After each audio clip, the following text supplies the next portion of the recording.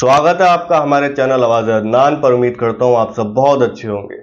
Samajwadi party के नेता अबू आसिम साहब की टेंशन बढ़ गई है। जी हां, ये सवाल बहुत चल रहा है।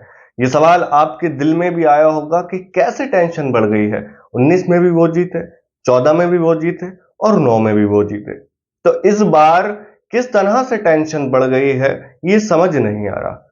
तो उसको मैं आपको बताता हूं कि 2024 में टेंशन किस तरह से बढ़ गई है। बाकी तो जनता के हाथ में है, जनता किसको पहुंचाना चाहे, जनता किसके साथ है वही।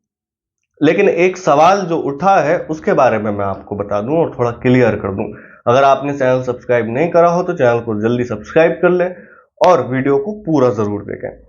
आप जानते हैं कि 2019 में ऑल इंडिया मिल्लत इत्तेहादुल मुस्लिमीन ने समाजवादी पार्टी के नेता अबू आसिम साहब के खिलाफ उम्मीदवार नहीं दिया था। उसकी पहली वजह यह थी कि जो मुस्लिम उम्मीदवार है उसके सामने उम्मीदवार नहीं देना। दूसरी वजह यह थी कि जो एक अच्छा नेता है, यानी कि जो बोलता है, उसके खिलाफ नहीं देना, क्योंकि ज्यादा से ज्यादा तादाद में मुस्लिम विधायक बनकर पहुंचे। लेकिन अबू आसिम साहब कहां पास आते हैं। AIMIM को बुरा कहने में कोई कमी नहीं छोड़ते, कोई कसर नहीं छोड़ते। यहां तक कि हद तब हो गई, AIMIM ने 2024 में असेंबली इलेक्शन में महाराष्ट्र के एंड में मंकुट शिवाजी नगर से अपना प्रत्याशी दिया, बिल्कुल एंड में। क्यों? क्योंकि हद ये हो गई थी कि ऑल इंडिया मिल्लत इत्तेहादुल मुस्लिमीन के पूर्व नेता जो कि AIMIM से बगावत कर चुके थे, उनको अबू आसिम साहब ने अपनी पार्टी में शामिल करने के बाद इम्तियाज जलील साहब के ही सामने टिकट दे दिया। चलें, खैर, आपकी पार्टी, आपकी मर्जी, आपने जहां टिकट देना। लेकिन अगर जो AIMIM पे बी टीम का नाम लगता है, जो AIMIM को बुरा कहा जाता है, तो अब क्या फिर ये लोग नहीं हुए? तो अबू आसिम साहब के सामने उम्मीदवार दे दिया अतीक खान को AIMIM ने। लेकिन एक सवाल और बनता है कि भिवंडी ईस्ट से जो समाजवादी पार्टी के 2019 में विधायक बने थे रईस शेख, उनके खिलाफ क्यों नहीं दिया?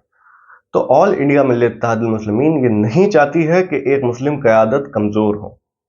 लेकिन जब हद से ज्यादा ही, एक हद होती है ना, एक लिमिट होती है, उससे ज्यादा ही इंसान आगे बढ़ जाता है, तो फिर कुछ ना कुछ तो करना पड़ता है। और टेंशन इसलिए भी बढ़ गई कि अकबरुद्दीन ओवैसी साहब ने अपना प्रोग्राम मंकुट शिवाजी नगर में करा और हजारों के तादाद में पब्लिक उनको सुनने के लिए आई। अब अवाम का दिल और अवाम का फैसला है कि उनका दिल किसके तरफ है, AIMIM की तरफ है या फिर समाजवादी पार्टी की तरफ या फिर NCP अजीत पवार साहब वाली पार्टी की तरफ। क्योंकि नवाब मलिक महाराष्ट्र के कद्दावर नेता हैं, काफी माना जाना नाम है उनका, जो अणुशक्ति नगर से 2019 में विधायक बने थे, पहले भी विधायक बने थे। वो अब मंकुट शिवाजी नगर से लड़ रहे हैं NCP अजीत पवार साहब की वाली पार्टी से टिकट लेकर। तो टेंशन यहां बढ़ गई है। अब लोगों का कहना है, क्या हम AIMIM को वोट दें, नवाब मलिक को वोट दें या अबू आसिम साहब को वोट दें? मैं मंकुट शिवाजी नगर से नहीं हूं। अगर कोई मंकुट शिवाजी नगर से या महाराष्ट्र से कहीं से भी मेरी वीडियो देख रहा है तो मुझे कमेंट करके बताए कि मंकुट शिवाजी नगर से कौन जीत रहा है। क्योंकि जहां तक कि हमने एनालाइज करा है, जहां तक कि देखा है, काफी अच्छा मैंने गहराइयों में गया हूं कि कौन जीत रहा है, तो पता नहीं चल पा रहा, क्योंकि ये कांटे का मुकाबला लग रहा है। एक तरफ अबू आसिम साहब, एक तरफ नवाब मलिक साहब, तो एक तरफ ऑल इंडिया मिल्लत इत्तेहादुल मुस्लिमीन के प्रत्याशी। तो काफी कड़ा मुकाबला लग रहा है। अब देखना यह है कि कौन जीतेगा। आप लोग मुझे कमेंट करके बताएं। अब बात करें कि अबू आसिम साहब को 2019, 14 और 9 में कितना वोट मिला था। अबू आसिम साहब को 2019 में 69,036 वोट मिला था और वो 25,613 वोटों से चुनाव जीते थे। 2014 में 41,720 वोट मिला था और 9,936 वोटों से वो चुनाव जीते थे। 2009 में 38,435 वोट मिला था और 14,117 वोटों से वो चुनाव जीते थे। लेकिन अब 2024 का मुकाबला इतना कड़ा है और सबकी नजर एक औरंगाबाद ईस्ट, मंगकुट Shivaji Nagar, Aurangabad central, Bhiwandi east, Bhiwandi west, खासकर इन सीटों पर है नजर, यानी कि पब्लिक की, जो एआईएमआईएम को चाहते हैं, खासकर उन लोगों की, कि क्या बड़ा खेल होगा, क्या हो सकता है।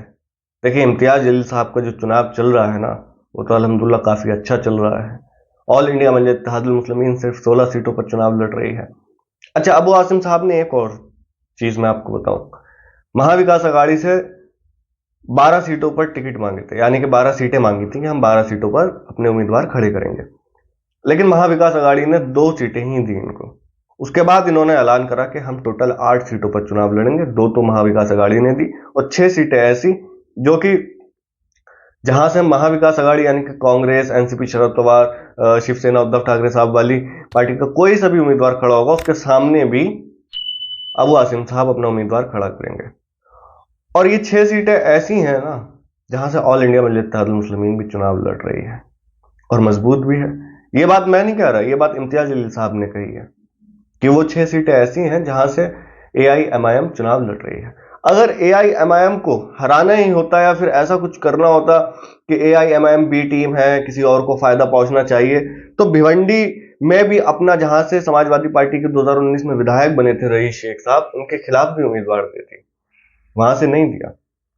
क्योंकि अबू आसिम साहब, उत्तर प्रदेश का इलेक्शन हो 2022 का, लोकसभा का इलेक्शन हो या कहीं का भी इलेक्शन हो, असदुद्दीन ओवैसी और ऑल इंडिया मजलिस इत्तेहादुल मुस्लिमीन को कभी भी बुरा कहने में चूकते नहीं है। महाविकास अघाड़ी से ऑल इंडिया मजलिस इत्तेहादुल मुस्लिमीन ने प्रपोजल तो भेजा था, लेकिन एक्सेप्ट नहीं हुआ।